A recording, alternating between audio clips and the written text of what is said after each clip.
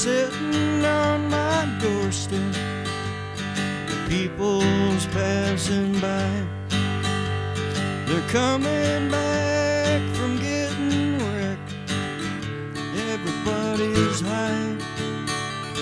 Saturday night. Hello, loyal listeners. Welcome to Addictions, the podcast about addictions. I'm your host, David Wagner. On today's show, we are going to listen to an interview that I recorded the other day with a mother who lost a son to drug overdose. Her story is quite touching, and I just wanted to get it out to all of you as soon as possible. So here we are. The audio for this interview is a bit shaky, but it cleaned up really well in the editing process. But enough of my crap. Here is the interview.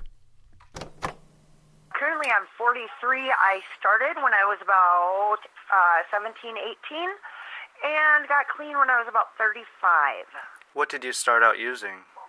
It just started with a little bit of weed and coke.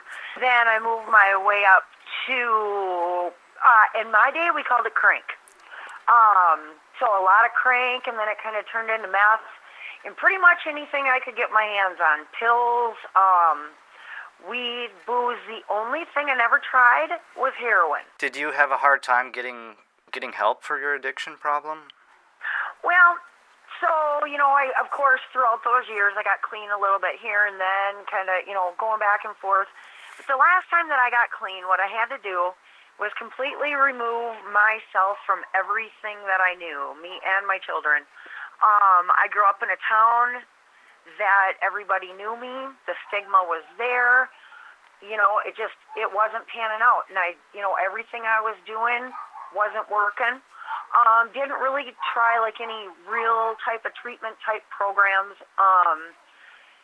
So I thought, I'll give this one more try. I ended up actually packing up myself and my kids overnight. Lived in my parents' basement about 4 hours away for a couple of weeks. Kind of detoxed out there a little bit. And now 8 years later, here I am. I got myself a full-time career, not even just a job. I bought a 4-bedroom home, refinanced it. I could go on and on about the positive things that occurred in my life once I took myself out of that situation. And that's just, for me, what I had to do. No going to a meeting here or there. I'd go to a meeting and I'd see the people that I'd go get high with. A lot of addicts end up having to remove themselves, from the area, moving to another state even. I've known several people who have done that. Yeah, actually, I did try at first just to move, about an hour away. But it was too accessible for me. Yeah. I'd go and I'd get clean for maybe a month or two, and then, the cravings would come, and boy, an hour drive is not that far when you want to get high. Jump in the car and roll up there, and then I kind of came a little bit more clean with my family as well. They didn't really know what was going on, so once I kind of told them, I didn't tell them the full-blown story, but once I gave them a little bit more of an idea, they were more willing to kind of put more effort in. They were kind of getting sick of it at that time. Always having to clean up my messes. So that was about the last chance that I had with them as well, was pretty much, you come here, you live with us, and, at 35 years old, that was hard to suck up. But had to do, what was right for me and my kids at that time. How often were you using? Towards the end, I would say the last month or two, I was using probably 2 to 3 days a week, and then followed by about 4 days of trying to trudge through, maybe trying to get a little sleep, a little food, try to do my normal routine. That, towards the end, wasn't my heaviest point of use. So, because like I said, I go back and forth. And then both of my pregnancies, I've had 2 pregnancies, one with twins, and then, just my little one. Both my pregnancies, I did stay clean the whole time. But the last couple years, it wasn't quite as bad because, for one, I was pregnant again, and then number 2, I was going to school. So I kind of had I was starting to get to that phase where I knew what I was doing was wrong. But a few years prior to that, like my late 20s, early 30s, was definitely my high point of using, or most active point of using, I should say. I actually been about 7 months now since I've used. I'll tell you what though, since I've really stopped everyday use of opioids, like you said, my life has improved massively. Still kind of dealing with some of the after effects, but I'm 8 years later, and I still have after effects. And years ago, it would have got me down, and that's what would have got me to using. But the more clean time you get, the more in a routine you get, all that kind of stuff, you just keep trudging on. It gets better. Like I said, I got, for the first time in my life, too, it was like a higher power came in, and when I moved here, I got a career, not a job. if you could give any advice to people that are currently struggling with an addiction, what would it be? The first thing that I would want to say to somebody is the same reasons why you're probably getting high are the same reasons you should get clean and deal with them. Your family does love you, and that's who's going to be there. Yeah. When it all comes down to it and you're either locked up, half dead or whatever, you remember who's there. Yeah. And sometimes it might be those friends that are like family. But the ones, the people that truly care about you aren't the ones that you're sitting there getting high with. I thought my baby daddy was my dope dealer, basically. Yeah. And I thought it was love, love, love. And 8 years, later, I turned around and I'm like, that wasn't love. That was my love for dope, not for him. Mm-hmm. So you gotta remember who you're hanging out with too. You gotta watch, and just remember your family's there for you. They just want the best for you. That's why they don't know what to do. A lot of family members, they don't know how to even take that first step in recognizing that you're getting high. They need to earn your trust, and I think that that's one thing that people, just because you're clean for 2 days or 2 months, your family can't instantly trust you. No.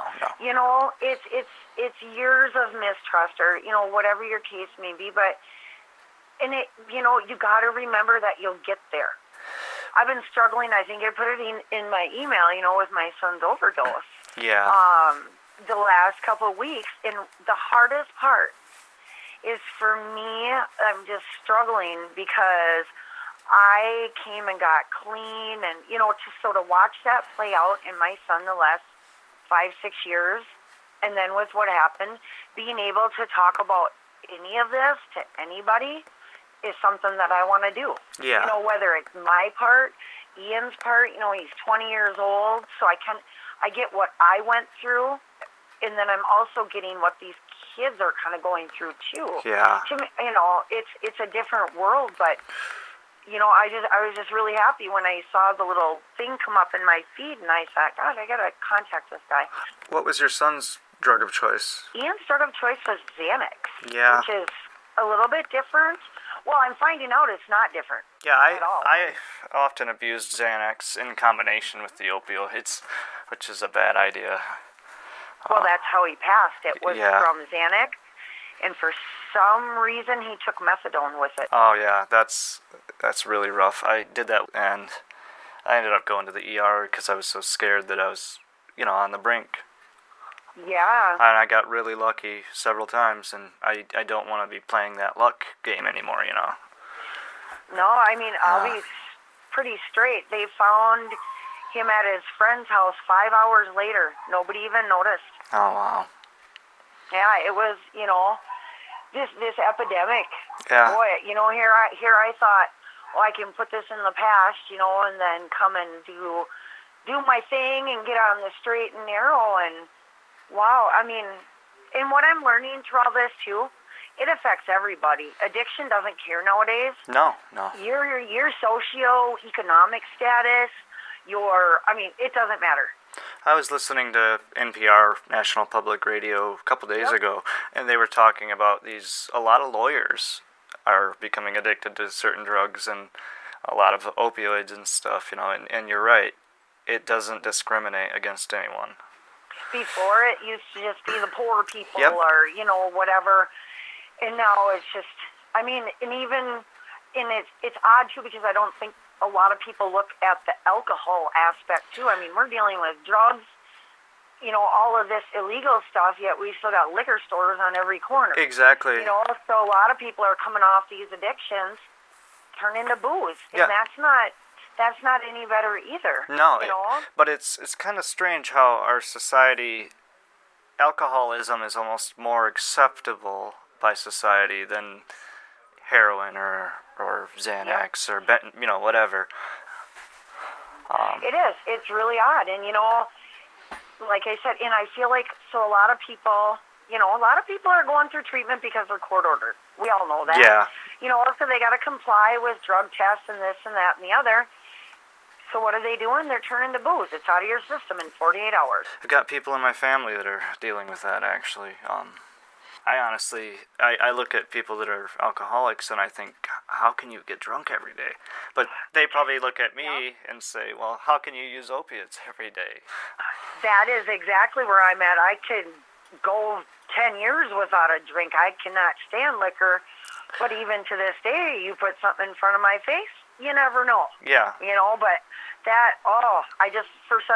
kind of odd. I don't meet a lot of people like that, but alcohol has just never been my thing, and I don't understand how, day drinking and all that I don't get it.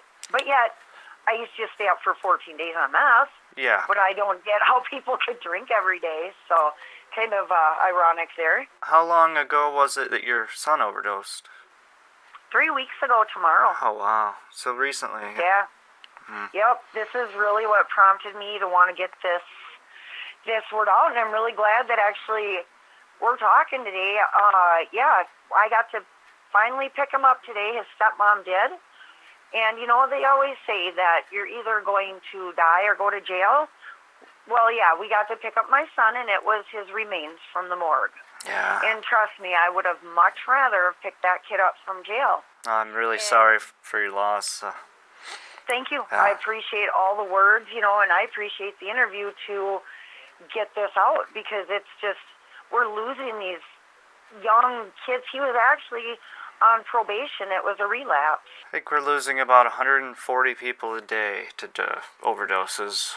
Yep, And I just read that. I've been doing just on the computer. Yeah. I can't sleep anyways, Yeah. And I thought I read something statistically like that too. I mean, he got busted almost a year ago to the date of his death with about 50 Xanax pills, was put on probation, ordered no treatment or anything. Really? Was put on, which I find really odd. Yeah, they put him on like this light, check-in, we call your number kind of thing. He had a minor.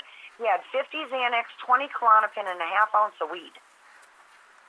Yeah. And they ordered no court, and because of no medical insurance, we didn't get the rule, whatever that rule is, to where they would cover treatment. Yeah. And the first thing you call, treatment, what's your insurance number? Well, we don't have any. Yep. This day and age, you have to have it. And he just kind of, went back and forth the first few months of probation. These last 6 months, he got himself a full-time job overnight, working, in a grocery store. They actually promoted him a couple times, just got his union card. Yeah. Okay. I mean, you want to talk, he's not perfect. Well, Nobody's perfect. Nobody is. But he was making the biggest strides I'd ever seen him take. And, when you, again, here, kind of this reverts back to my situation. He went and hung out with somebody that he used to use with. Mm-hmm. His real friends, he's a twin. His twin brother, nobody would allow this to happen to him. His real friend. Yeah. Boy, if somebody wants to come over and, do whatever they got to do on their end and they're going to leave you a pile of dope to do it, you're going to do it. Yeah. And that's your so-called friend, looking back. And I can envision where everybody's even sitting in the room. And all I think was, that was not my friend at all. That was my enabler. And, I do want to just mention, too, Ian had this love for Xanax. But to be quite honest, he was one of the kids that grew up in the era of your kid has ADHD, let's throw him some pills. Exactly. from kindergarten on up. So I finally had him tested when he was like 13, and then they put him on Ritalin and Adderall. So I mean, it's not like God, the Adderall, just, huh? the Adderall, that can be a pretty bad situation too. Yeah, and that's what ended up happening towards the end was he was abusing it. And the thing was is, I feel insurance had to play in that because we would have insurance some months and not the others, and then he wasn't taking it regularly, and then he kind of learned like, oh, I'll save them, and then if I'll use it for that. Well, you can't do that. That means you're getting high off it. You know what I mean? You're just using the effects of the pill to take your test. This is like something you need to take every day. So while his main poison was Xanax, I would definitely say he's been known to take other things as well. But honest to gosh, I've never known him to take methadone. I don't even know, and that's where, I mean, we have the investigations pending and,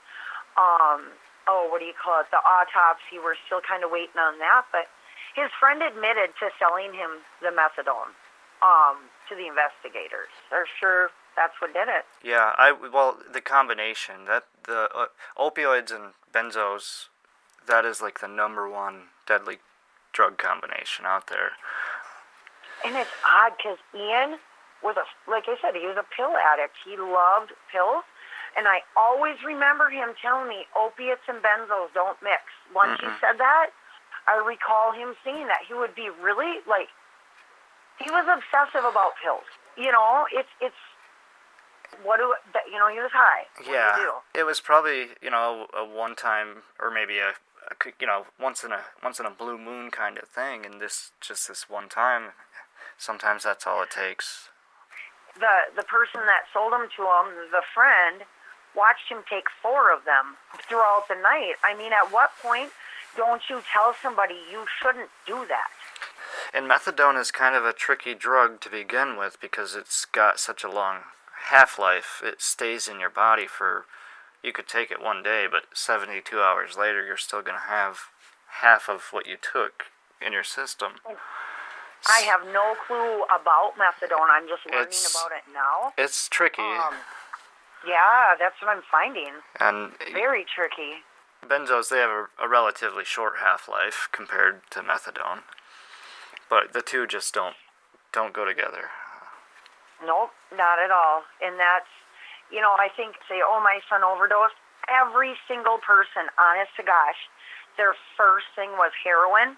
And I said, no, pills, actually. And people were just shocked, And and that's all it is a path of destruction. You've got to think about, we are in one of the worst economic times, probably since the Great Depression, especially for younger people. It's there's a lot going on, and it's not easy being a young kid these days.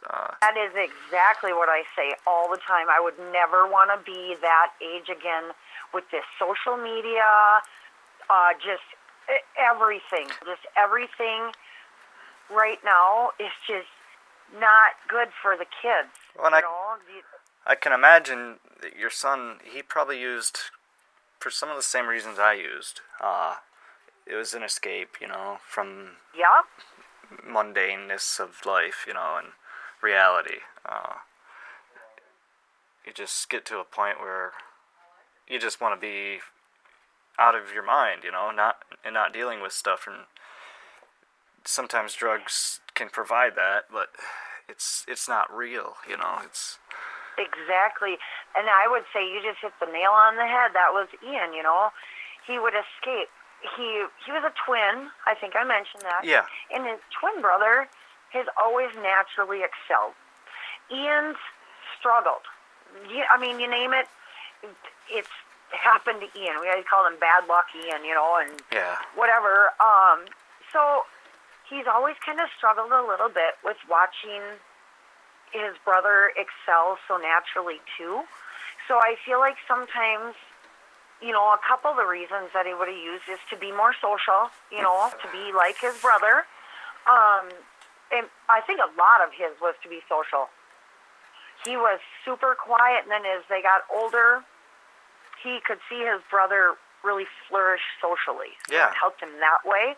and then he didn't do well in school, for whatever reason. And I think him not graduating really, really ate at him, because it's something he would talk about a lot when he'd get high. Yeah. Was the not graduating. So I know that just weighed real heavy on him. So yeah, definitely it's about that escape. Man, that's rough. I couldn't imagine what you must be going through. Again, It was I'm a shock. I'm so sorry for your loss. I picture myself with my daughter. She's only 10 years old, but I can only imagine what it must feel like. It's really hard. He was living at home, getting his things, getting things together. Yeah. And honestly, it was like one of the first times. Me and his dad are separated, but we keep our divorce, but we have a very good relationship, and this actually brought everybody even closer.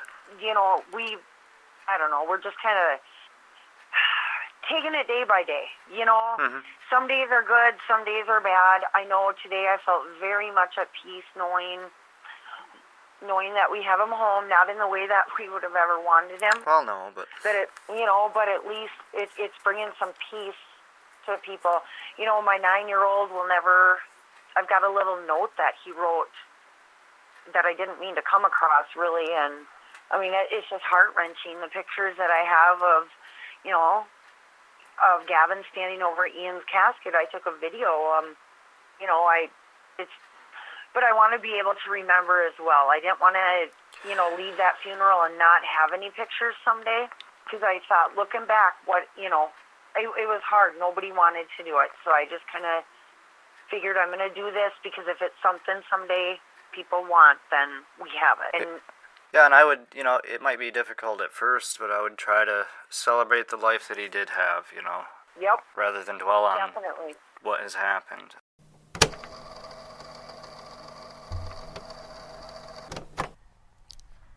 Okay, so that is the interview. I want to, number one, thank that woman for reaching out and sharing her story. I know for me it would be difficult to keep it together after such a tragedy, but she did great. And I hope that by hearing her story, it helps put things into perspective for us. Addiction is just terrible, and it really does not discriminate. It can happen to anyone. That being said, I just want to say that if you or someone you know is having an issue with addiction, do not be afraid to come forward and speak up. And we all need to drop our preconceived notions about addiction and reserve judgment of people with addiction, because every single case is different. And from the outside looking in, well, you cannot judge a book by its cover. Again, I'm David Wagner. This has been the Addictions Podcast. And don't forget to follow us on Facebook for updates to the show and links to all of the episodes. You can find our Facebook page at facebook.com/addictionspodcast. That's facebook.com/addictionspodcast. And you can also contact us through the Facebook page or by visiting our Addictions Podcast website at www.addictionspodcast.wordpress.com. Again, that's www.addictionspodcast.wordpress.com. And you can just click the contact button at the top of the page there and send us an email or a voicemail message. And also, if you really, really like the show and you want to support it, you can do that by going to www.patreon.com/addictions. That's patreon.com/addictions. Again, I want to thank you all for listening, and never quit quitting. The weeks seem so damn long. The weekend's past, you're still a jerk after the buzz is gone.